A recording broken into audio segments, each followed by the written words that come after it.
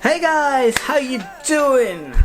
I am absolutely shattered, and there is one reason for that. Emily and I have decided to rewatch the whole series of Dexter, that serial killer guy, and well, I think Emily's seen most, if not all of it. I don't think I made it much past the second or third season. Sorry, the ferrets have just woken up and they're causing a ruckus. Just typical. Come here and at least show yourself on camera. He was about to go to bed, so I think I'll leave him to go to sleep. You see those tired eyes?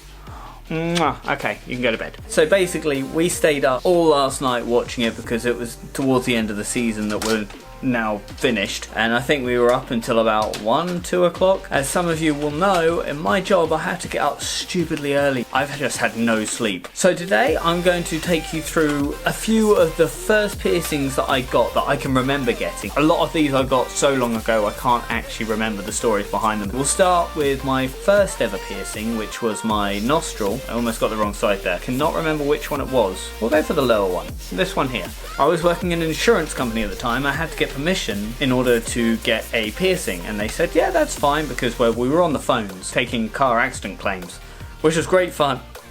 Excuse me. All I had to do was sit there and answer the phone, so they said yeah, that's fine, you can get a piercing, just when the big bosses come around, which was like never, you'll have to take it out, which was fine. I remember being very careful with that piercing. I would clean it all the time. I followed every procedure. It wasn't long after that I didn't really bother doing that anymore, and well, I was very lucky that my body heals piercings very well now. I remember one of the worst pains that I ever had was getting my nipple pierced. That was probably the most painful piercing I've ever had. Well, I think it was this nipple.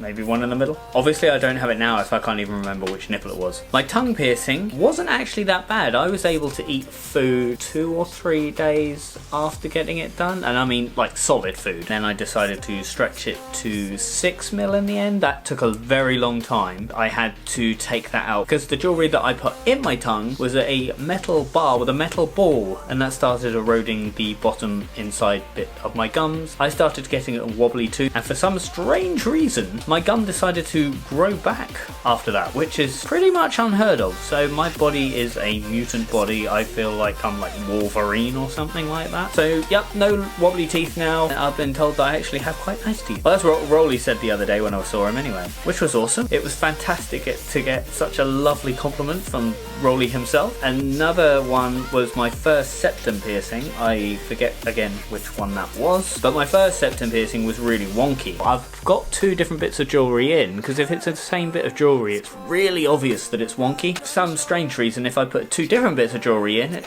seems to work a lot better. The second septum piercing that I had done, which I'm pretty sure is this hooped one, the piercer, who was not fantastic and still isn't, and he was the one that did my first wonky septum, the second septum he stopped halfway through. But I did find that after having each of my septum piercings, I did tend to get a cold or a runny nose straight afterwards, which was very annoying. I don't know if you've tried to blow your nose after getting a septum piercing. It does not work, people. It just doesn't work. I remember I had a lot of arm surface piercings. Obviously you can't see the scars now because, funnily enough, there's ink over them. But I had, I think about 3 or 4. I worked at Tesco at the time. If you're walking between the main shop and the back area where you get all your bits and pieces, well, I was on wines and spirits, those doors slam behind you to keep the outside bit separate from the shop. But there were a number of times that I caught my arms on those. That really hurt. Didn't help in the growing out process, which obviously it's a surface piercing, so it's going to eventually ignore the eyebrow. When I was thinking about different stories I could talk about for this video, there was one that definitely sprung to mind, and that was when I got a dermal piercing. I can't remember where it was. I think it was like somewhere down here. It was only one anyway. I didn't really want to go back to the piercer when it started growing out, so stupidly I decided to scalpel that one out. And well, again, mutant healing powers of the X-Men. I don't know how it hasn't left much of a scar. If it has, then I certainly can't find it. I did have 1 or 2 surface piercings along here. As they were surface piercings, they didn't really stay in all that long. I kind of want my anti-eyebrows done again, but then I'm worried about having too much on my face, which a lot of people would say that I do at the moment. And for those of you who say that, You're dead right, I do. And I should probably take it easy with my piercings for a little while. Just a little while. The last one I wanted to talk about is the Apitravis. You'll have to Google images for it because I don't want to get demonetized on this video. Basically, it's where you think it is. And if you think, that is it. Honestly, that was one of the least painful piercings that I've ever had. I was jumping around, walking around and all sorts straight after having the piercing done. Shout out to my friend Richard who had his done, and I was there when he got his done. I nearly fainted when he had his. But for some reason when I had mine, it was absolutely fine. I don't know what he's doing with his now. That sounds really weird, and to be honest, it is pretty weird because I think he might be wanting to stretch it. He stretched his septum a hell of a lot and his ears. I just wanted to share a few stories with you and hope that they entertained you as much as they did me remembering them.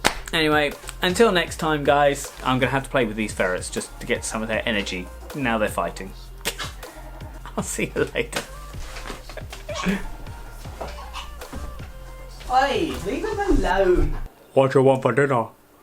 I'll have some macaroni and cheese, please. You're crazy.